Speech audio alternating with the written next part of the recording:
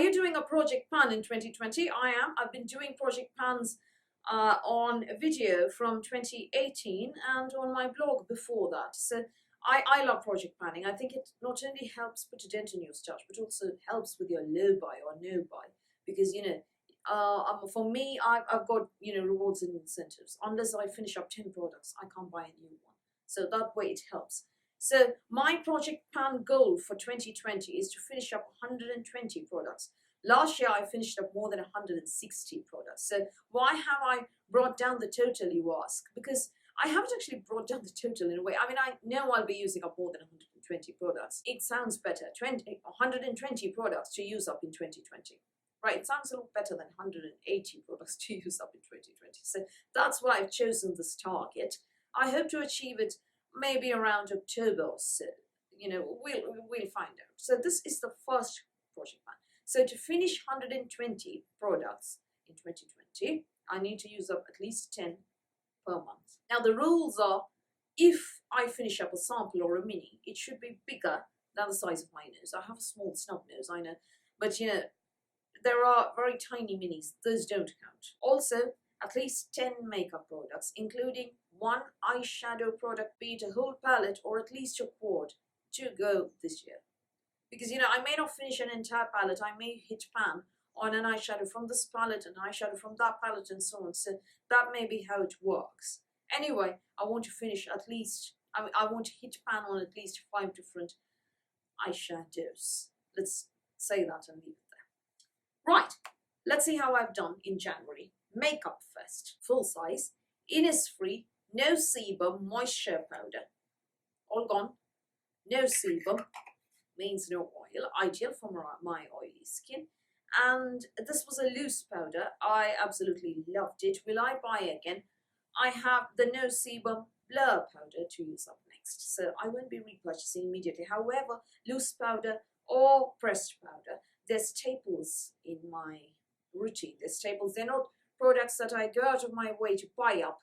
I will buy as and when I'm running out, particularly if the phase when I run out or the time when I'm running out coincides with a GWP or a discount. So that's the first one. The second thing, Makeup Forever Smoky Extravagant Mascara. All gone. I no longer buy full-sized mascara at all. Last year I didn't buy even one full-sized mascara. This year I don't need to buy any full-size mascara either, because the minis that come in GWPs or samples or goodie bags or beauty boxes or advent calendars, those are enough for me. Anyway, you've got to chuck the mascara in 3 months. It doesn't make sense to, invest in full-size mascara that way. The next one is a lip balm. I know, that's Kellogg's. I actually bought this from the Robert Opie Museum. Robert Opie, I think it's Opie, O-P-I-E. The Robert Opie Museum in Notting Hill. I highly recommend this museum if you haven't been already. It was lovely, lovely, lovely. And as an antique collector, as a 4th generation antique collector at the time of my life there, they have very quirky things like this one and a matching manicure set, Kellogg's and everything. So all gone, by the way. Lip balm. This is a lip balm, right? So if I haven't mentioned it, I can't remember if I have or not. So will I buy again? I don't think so, because this was a fun collectible product. So I won't be buying again.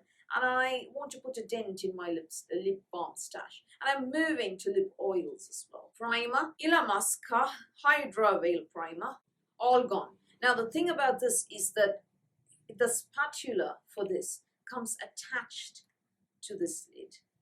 And you put the spatula right back there after using, and it can't get lost. That is something that I liked the most about this primer, actually, more than how well it did, or how it didn't control oil. It's not my favorite primer. I prefer the Smashbox Photo Finish Primer Light. That is my HE primer.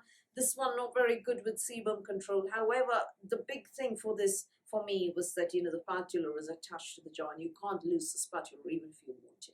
I am notorious at losing spatulae. Right, skincare is next. Cleanser Sunday Riley Ceramic Slip before the reformulation and repackaging. This was bought I loved this clay cleanser. Sadly, they've reformulated it, and I haven't heard very good things about the reformulation. And there are cheaper clay cleansers, there are better clay cleansers. The Ren Clear Calm clay cleanser is absolutely lovely, so I won't be repurchasing this one. Toner, Emmy Diane Calm Down Toner. Did not break me out, hydrated well.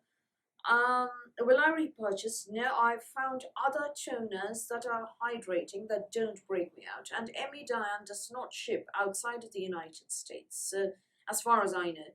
So I won't be repurchasing this for all those reasons. The next thing is, this is 500 mils. I know, so that sort of bottle is nicer. You know, every month you don't have to throw away a 1 ounce bottle. 500 mils right there. This is the Kiku Masamune or Kiku Masamune or Kiku Masamune, or I don't know how it's pronounced, I'm terribly sorry. It's Japanese. It is their sake lotion, high moist. It is wonderful. There are a couple of ingredients that may be fungal acne triggers in some people. I haven't had any problems. What it does, it hydrates like nobody's business. And incidentally, I also used it as a body toner or body hydrator before going in with body butter on top, and my skin became non-reptilian in 4 days flat. Absolutely brilliant. Dry weather, my skin healed wonderfully. Will I repurchase Aldi How? This will probably be a regular in my stash for a very long time to come. And I like that the bottle is 500 mils. Yeah, so you don't have to throw out an ounce bottle every month. This lasts forever. Incidentally, my dad wants this for his garden. Apparently, he loves the size bottles. The next thing, Skin Food Tea Tree Clearing Emulsion. The sort of lotion that goes on top of your serum. How did I like it? Average. I think this came in a Korean beauty box. I can't remember when or which one, but I won't be repurchasing this because it wasn't anything very special. It was very similar to the Innisfree, the Etude House AC Control Lotion, right? The Etude House AC Control Lotion, very similar to that. So I won't be repurchasing. Eye cream, I think this came in a beauty box as well. My Dark Stealer Triple Eye Cream. All gone. So this claimed to deal with dark circles, hydration, and puffiness. I don't actually have, I think I have puffiness now, but I have deep set eyes actually. I have dark circles, yes, lack of sleep and allergies. I also have very, very dry under eye areas due to lack of sleep and staring at the computer all the darn time. So, how did it help? All those claims aren't nonsense. It didn't do one bleeding thing for my under eye area. It was like rubbing marmalade on your under eye area, and it sat there, and it was like washing off the marmalade in the mornings. So will I repurchase that one? I don't think you should be asking me that question. Right, the next thing is a sample, but it's larger than the size of my nose, so yeah. Malin & Good's Bergamot Body Wash, 1 ounce. All gone. Smelled nice, was alright, came in a goodie bag, I think it was Space NK. Will I repurchase? Absolutely not. I've moved to bar soap because less packaging to get rid of, better for the environment that way. However, if I do get these things in goodie bags or GWPs or advert calendars, I can't do anything about that. So I will be repurchasing actively. That's all I can say. Lastly, one hair product, Superdrug Grapefruit and Papaya Conditioner Extracts. Will I repurchase? Already have. These are ideal for co-washing. They smell amazing. They have a lot of slippage. Are very similar to other co-washes which cost a bomb. These cost next to nothing. And they do a very good job maintaining my hair. And you know, I co-wash. I don't use shampoo as such. So, and co-washes, as you know, in most cases cost a lot. I prefer using regular conditioner as a co-wash. And but not all conditioners have a lot of slippage. These do. This is my, I think, the second bottle that I'm finishing. Will I repurchase? I've got other fragrances in the same range. So after those finish, maybe yes. So I finished up 11 products in January. That's a good beginning. I only had to do 10 products per month to achieve 120. And I've already done 2 makeup products if you count the mascara and the setting powder. If you count the primer, that's 3 makeup products, but 2 I'm happy with that. I only need 8 more makeup products to get through. Incidentally, finishing 11 products in January leaves me with 109 more to finish for the rest of this year. That means that I have to finish fewer than 10 per month for the rest of this year. I'm quite pleased with my January. I think it's gone well. I mean, I'm not pleased with my January because my grand's been quite ill in January, but I've been pleased with the way my project pan challenge has begun. So, 109 to finish for the rest of this year. Will I get there? Stay tuned to find out.